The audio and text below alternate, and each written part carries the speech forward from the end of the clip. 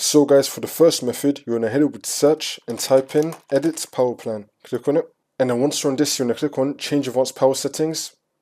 Now you want to scroll down and you want to expand display. And you can expand turn off display after as well. And if you see anything here that says adaptive brightness, you want to disable it. So again, if you see anything on the display or under here that says adaptive brightness, you want to disable that. Now you want to click on OK. See if that works for you. And now for the next method, you want to head over to search again and type in check for updates. Click on it. And then once you're on this, you want to scroll down and then click on advanced options. Make sure you have this turned on. Receive updates for Microsoft products. You want to turn this on. Now you want to go back to Windows Updates and then click on check for updates. Make sure that your computer is fully up to date. And now for the next method, you want to head over to search again and type in device manager. Click on it. And then once you're on this, you want to expand monitors.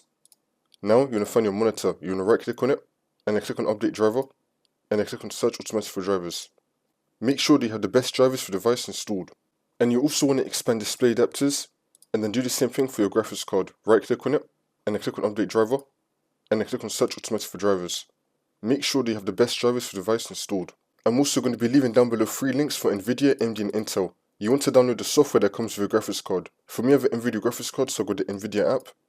And then once you're on the software, you want to click on the driver tab.